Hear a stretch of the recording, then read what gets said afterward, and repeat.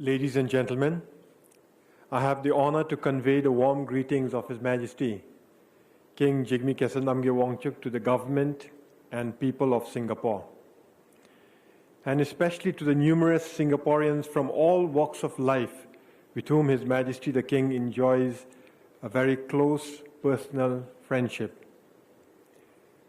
Being thoroughly intimidated and quite awestruck by all the entrepreneurial and intellectual giants at this summit, I hasten to clarify that I am merely a public servant in a small, developing country, and that I am here as a friend and admirer of a smart and sophisticated Singapore.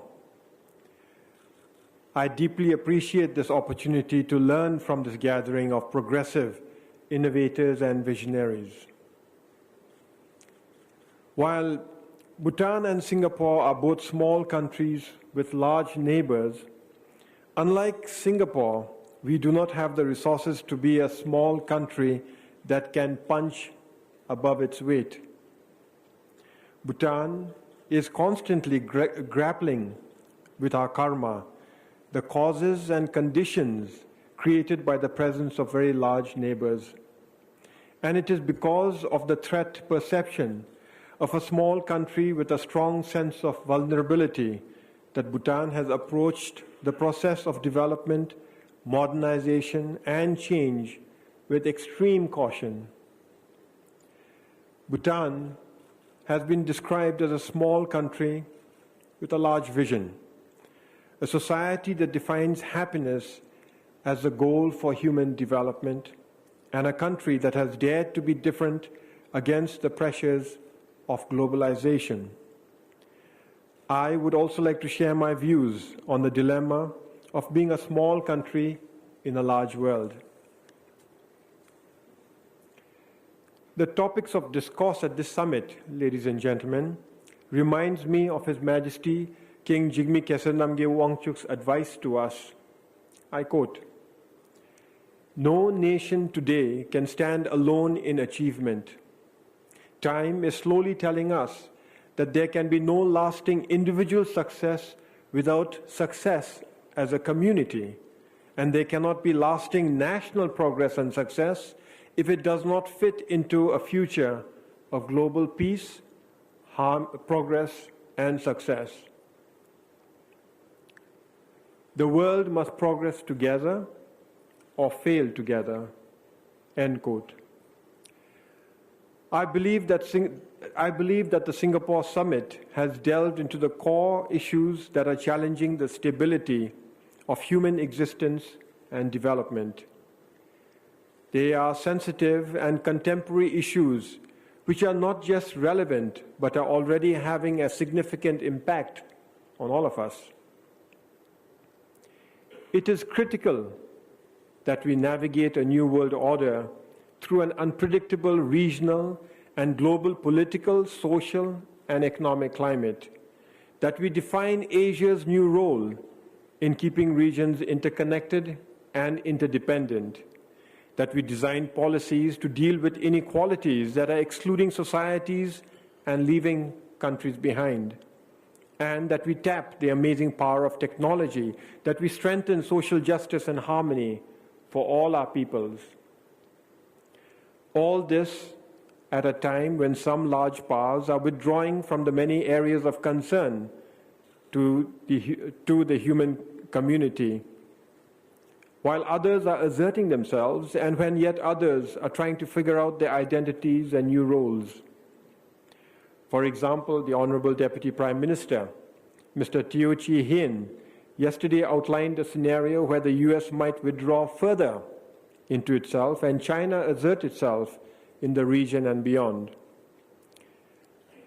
If I may offer some optimism from a Buddhist perspective, our spiritual masters would probably say that the current trend can be good because we are getting the rug being pulled from under our feet. It forces us to rethink a new world order.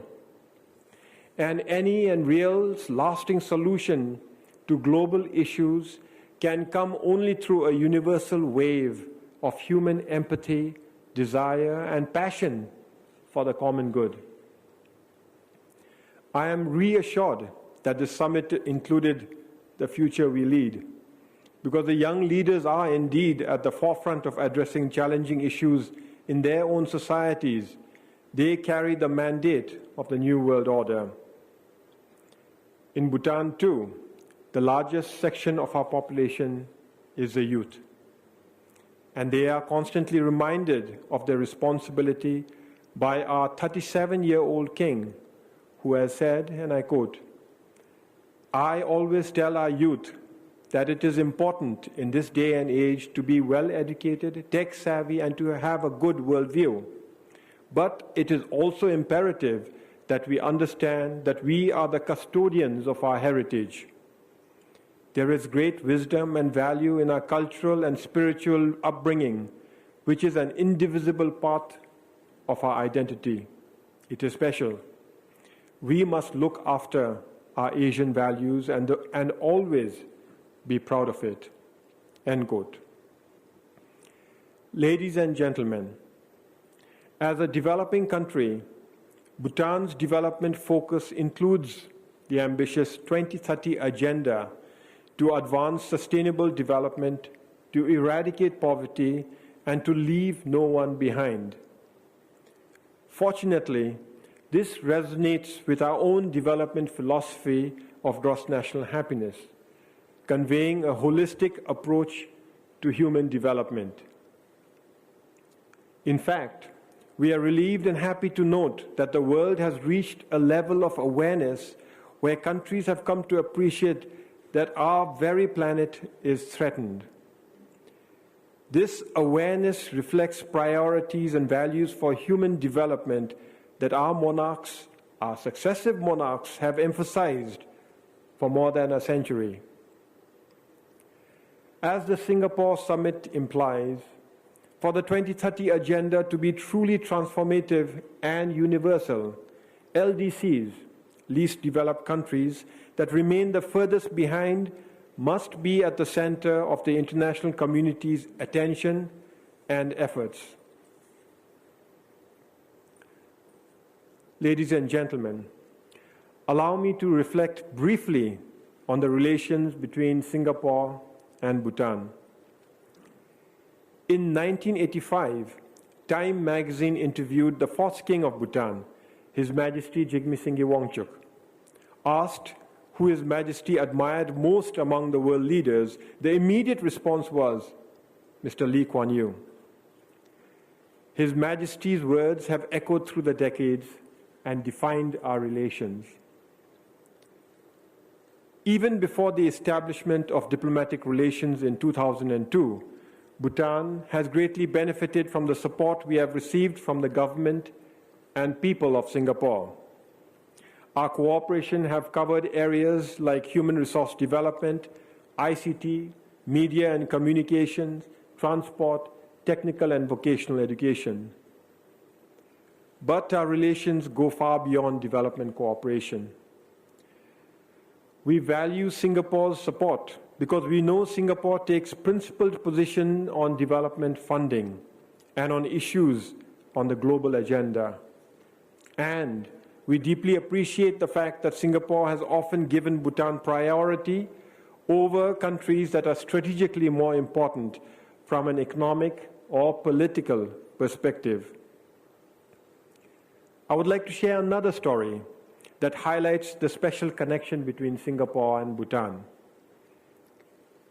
His Majesty King Jigme Namgyel Wangchuk had met Mr. Lee Kuan Yew several times, both as Crown Prince and as King. In 2011, His Majesty met Mr. Lee in Singapore. At the end of the meeting, His Majesty asked Mr. Lee if he could give him a hug. After a little awkward hesitation, Mr. Lee said, "Why not?"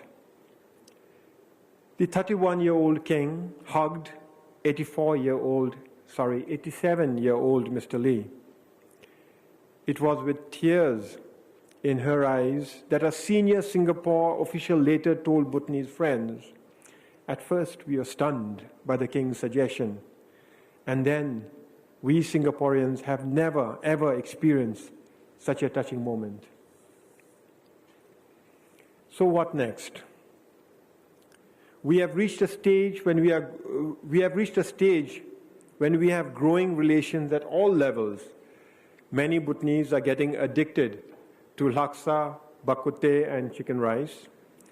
And at many of our sacred pilgrimage sites today, you are likely to see a number of Singaporeans struggling up the mountain tracks.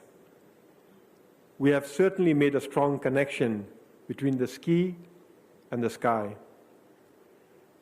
Putting aside the asymmetries of size, resources, and power, I believe that there is so much more that Bhutan can learn from Singapore. We deeply admire the culture of innovation and meritocracy and discipline and hard work that has brought Singapore to where you are today. Physically, it may take an aircraft just a few minutes to fly across Singapore, but that is mere geography. No one today doubts that Singapore is a global economic power and a miraculous development story. Bhutan is a small country with a small economy. Our GDP is barely $2.2 billion. But with 72% of our country under forest cover and a large part of our country protected as parks and wildlife sanctuaries, we have pledged to remain carbon neutral for all time. Our rich culture is thriving and is the essence of the Bhutanese identity. In terms of social services, healthcare and education are provided free, and agriculture is heavily subsidized to encourage organic practices. Our system of governance is democratic constitutional monarchy, and with democratic governance being a gift from the throne, we Bhutanese are making the transformation from being loyal subjects to becoming responsible citizens.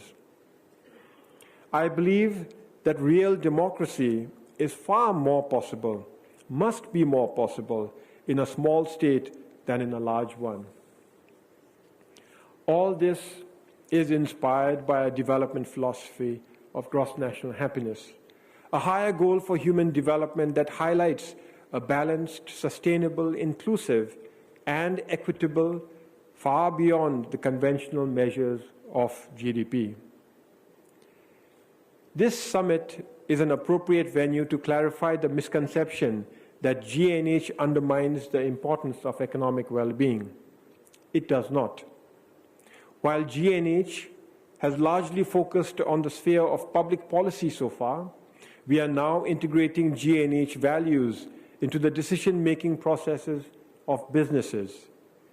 In November this year, at a GNH for Business conference in Bhutan, we will launch a GNH certification tool for businesses. As His Excellency Mr. Teo said yesterday, taking care of our workers will uplift our economy.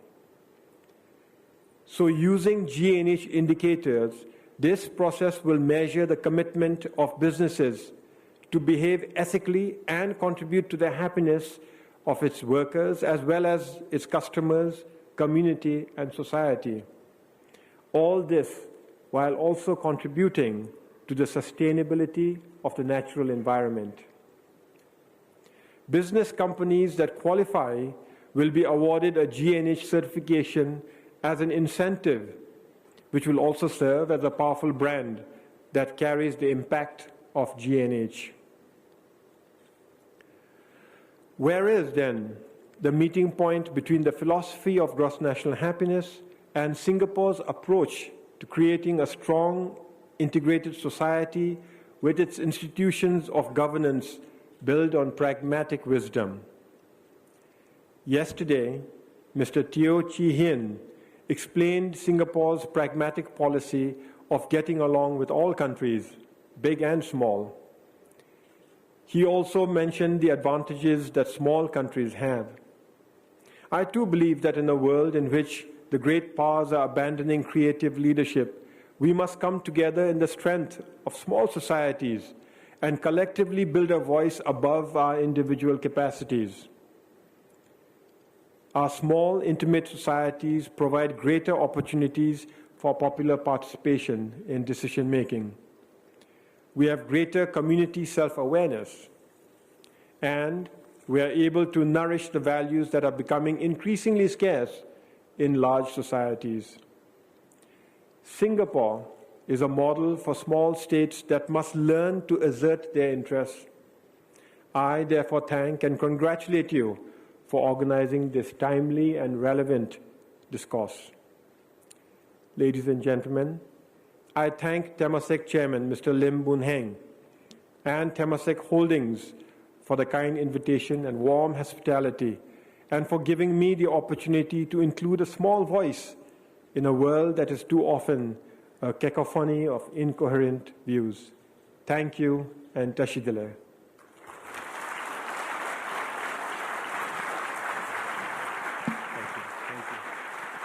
Thank you very much, Your Excellency.